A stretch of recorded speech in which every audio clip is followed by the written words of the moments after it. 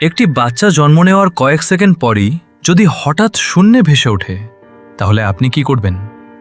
কিন্তু এমনই এক অদ্ভুত ঘটনা ঘটে একটি হাসপাতালে। বাচ্চাটিকে পৃথিবীতে আসার পরপরই দেখা যায় সে মাটিতে না থেকে ধীরে ধীরে উপরের দিকে উঠে যাচ্ছে। এই দৃশ্য দেখে ডাক্তার থেকে শুরু করে তার মা সবাই একেবারে বাকরুদ্ধ হয়ে যায়। তখনও কেউ বুঝতে পারেনি এই ছোট্ট শিশুটি একদিন পুরো পৃথিবীর সামনে এক অসম্ভব রহস্য হয়ে দাঁড়াবে।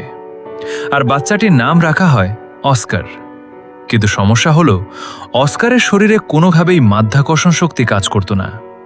তাকে ঘরে একা রেখে গেলে সে ধীরে ধীরে আকাশের দিকে ভেসে যেত। তাই তার মা আর নানি তাকে নিরাপদে রাখার জন্য বিশেষ ব্যবস্থা করল। এমনকি তার সোয়েটার ভেতর ভারী পাথর পর্যন্ত রাখা হতো যাতে সে ওরে যেতে না পারে। কিন্তু অস্কার বড় হতে হতে বুঝতে শুরু করে তার লাইফ অন্য বাচ্চাদের মতো নয়। সে একদিন জানলা দিয়ে বাইরে তাকিয়ে দেখত সবাই স্কুলে যাচ্ছে, খেলাধুলা করছে, কিন্তু তাকে ঘরের ভেতর বন্দি করে রাখা হয়েছে। তাই একদিন সে গোপনে বাইরে বেরিয়ে যায়। সেখানেই আগাতা নামের একটি মেয়ের সঙ্গে পরিচয় হয়।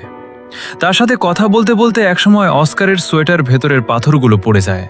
আর ঠিক তখনই অস্কার সবার চোখের সামনে আকাশে ভেসে উঠতে শুরু করে। আগাতা অবাক হয়ে চিৎকার করে বলে, সুপারম্যান, সুপারম্যান! এরপর অস্কার ভয় পেয়ে তাকে অনুরোধ করে যেন সে এই রহস্য কাউকে না বলে।